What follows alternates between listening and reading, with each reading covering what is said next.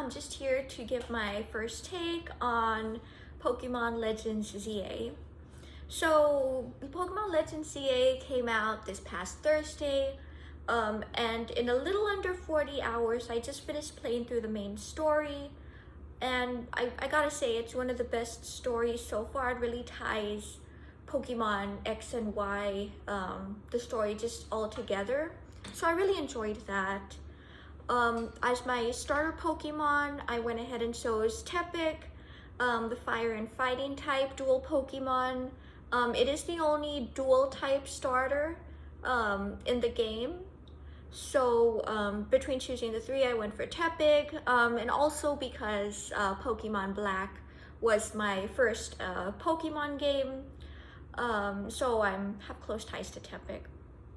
And so overall, as you progress through the main story, he may or may not be the best Pokemon to choose as your starter, mainly because as Emboar, as you evolve into Emboar, you get Tepig basically evolving into this Pokemon that's slow, and basically with the new battle mechanic, it's hard to defend if your Pokemon is slow.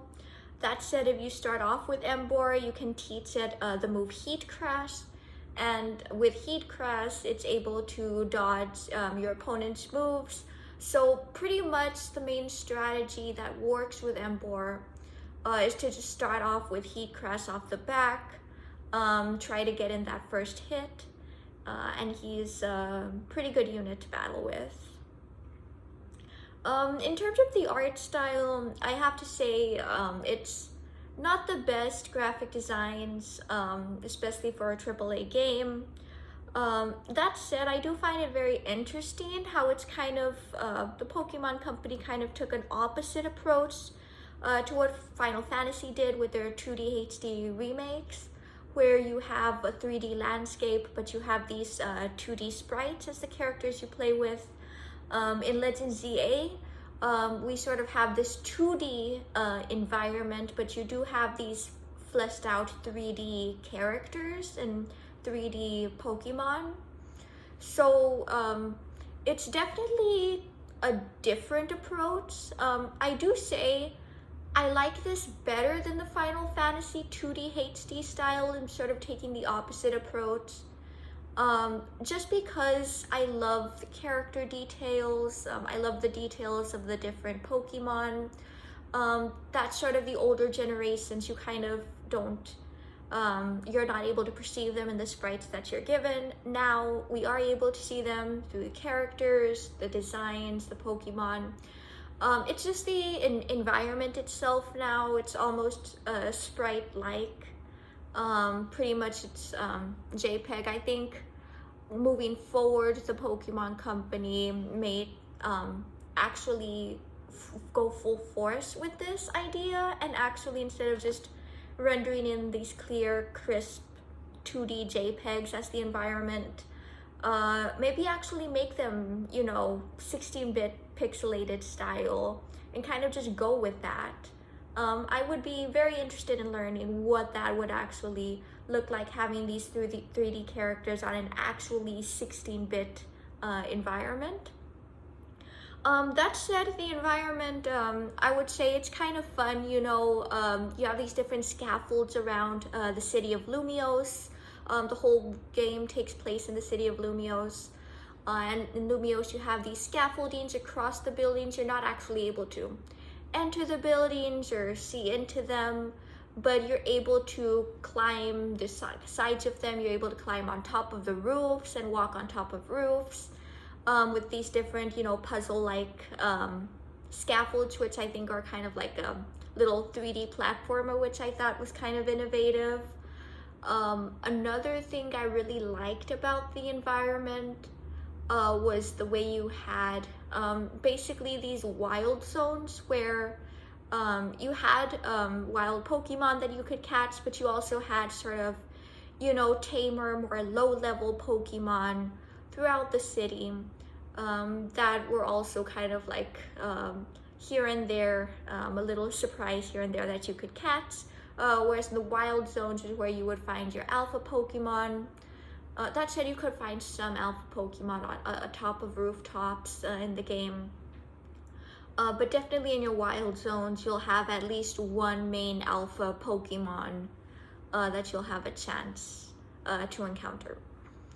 I would also say, in terms of shiny hunting, just in my first playthrough, even before I even completed the main story, I wasn't even hunting for shiny Pokemon, and I finished the main story with 3 Pokemon. So I caught a shiny Bellsprout, a shiny Drillbur, and a shiny Flabebe, which I then evolved into Floette.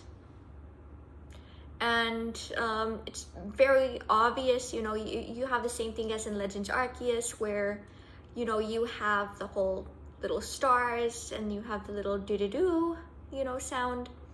So it's pretty obvious when you encounter one. That said, it's still base odds 1 in 4,096. So the fact that I finished the game having 3 shinies was pretty cool. I was also able to find a few more after, well, no, I found one more, so that was the Scatterbug. After, you know, just going through the side quests. There's so many side quests that I pretty much left to have in the post game just for fun. So far I found a Scatterbug that was a shiny, and that was just in the main city. That wasn't even in a wild zone. So that was surprising. Yeah, so I'm looking forward to doing more, you know, shiny hunting Pokemon in this game. I also just love the real-time battle mechanics of this game. You know, it's the first of its kind in Pokemon, and I really think it has been long due to have real-time battle mechanics, and they're so much fun. You know, it's the combination of, you know, throwing Pokeballs and catching Pokemon in real time that Pokemon Legends Arceus gave us. Now we have that on top of real-time Pokemon moving in and out, dodging, calling moves, and in real time. It's so surreal to have this almost very close to what it's like, what it must be like to battle Pokemon in the anime. So I can definitely see so many hours put into just doing battles, and the Battle Royale, which is your sort of level, the way that you want to go from rank C to rank A, and then ultimately at the end it becomes the infinite ZA Royale. So you can earn rewards at the end, but also just being able to take on so many different competitors at your level, basically as many as you can fit in real time until the night cycle of the day ends. And then in the daytime, you're pretty much left to do pretty much anything else around the city. It's also very nice how in some of the wild zones you have some Pokemon that only will appear in daytime versus nighttime in the game. I also really like how the map is set up, so you have these different districts of the city. I was a bit hesitant about the environment only being in a city. I was worried that, well, maybe it's gonna feel too small, but that's actually not the case. I actually think it feels larger than Legends Arceus felt like, just because the city is basically like a labyrinth almost. You have these mazes that you can go in and out, more of a 3D platforming than an open world game, which I actually really enjoy. And there's just so many different wild zones. And yes, it does take place in the city only, but as opposed to Arceus, I would say Legends Arceus was a bit more I guess lacking in civilization, but that was the point of the game, to basically be this unsettled land with only Pokemon, whereas now the point of Legends ZA is we have this land where humans and Pokemon can coexist with one another, at least that's the resounding theme throughout the game, where we're trying to find that balance between humanity and Pokemon. So yeah, I do really enjoy it. I wish that the battle zones um, were like I wish there were like sort of like battle zones the way there are wild zones, and it's not just, you know, the battle royale zone sparks in a random spot each day and night cycle. I think it would be really cool if you had like distinct battle zones with like different leveled or different ranked NPCs you could battle against, just because I think that would be really awesome to be able to sort of build a new team. So starting with a low level team, going back to ranks, for example, Z to X to Y, so forth, and then going up the ranks.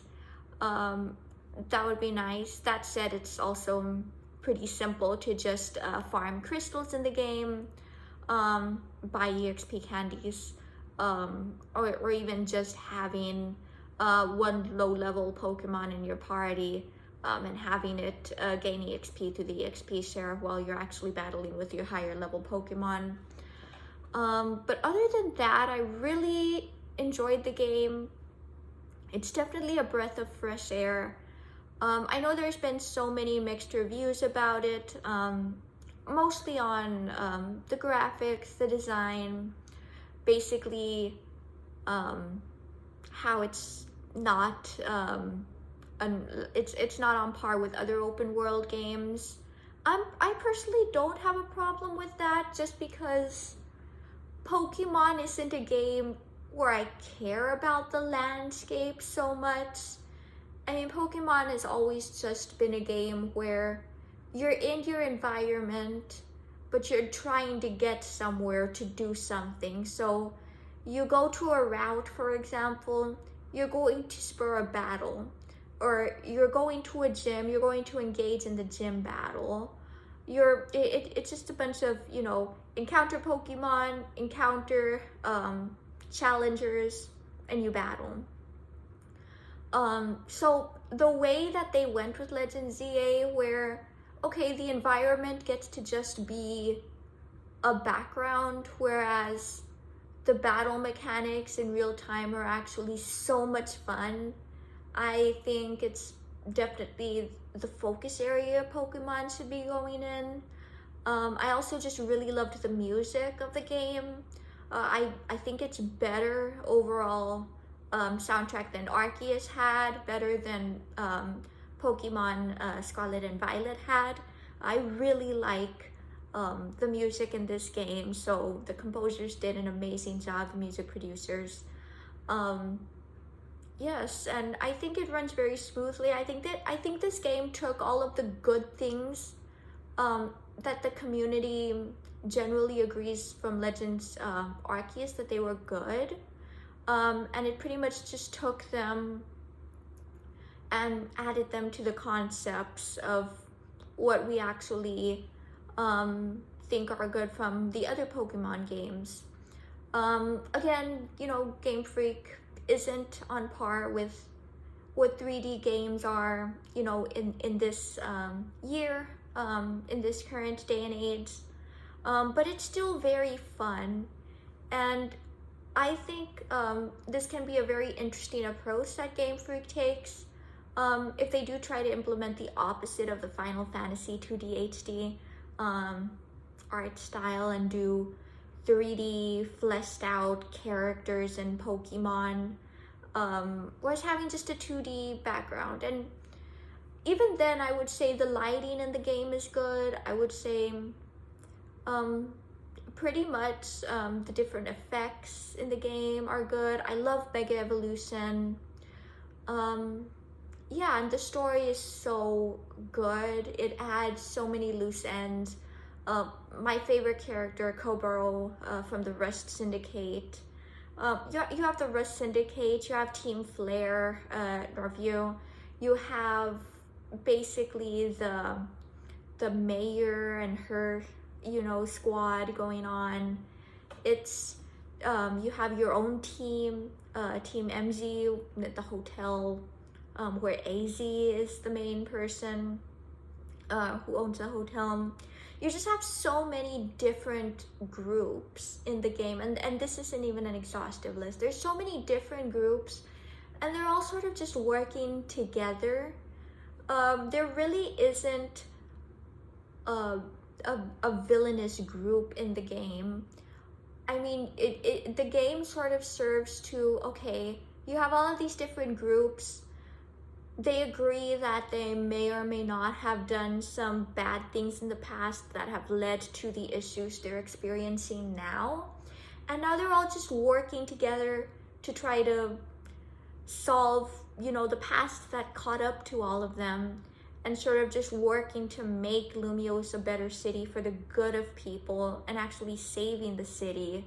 And I think that's really nice. I think it's really nice how you see all these, you know, past groups, and you're just sort of living in this dystopia where, okay, we're rebuilding the city after this destruction happened.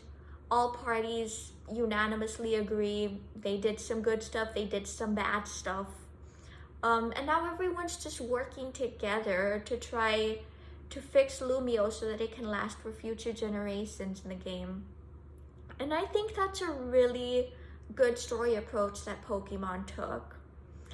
And yeah, I have so much more I would like to go into the story of the game, into the characters of the game. This was just sort of my first take on, you know, what I felt about the game overall. But yes, definitely the battling, the Pokemon, the Pokédex, the research. I love the way the Pokédex and the research tasks were laid out for this game, you know, sort of based on, you know, incorporating both catching and battling, the new catching and battling mechanics that the game offered. Yes, it's so exciting to just delve into this new Pokemon game. And after just having, you know, the weekend to play through the main story, I can see myself definitely playing through so many more hours. It's so much fun. And yes, I'm just very glad. So yeah, it's a great game, and I recommend anyone buy it if you're a Pokemon fan. If anyone who is a Pokemon fan and you got it and you're disappointed in it, I can definitely sympathize with the reasons why. That said, I personally liked it, and I think a lot of other people are gonna like it too. So that's my first take on the game. Please let me know what you think of the game so far, and what you would like to see done different. All right.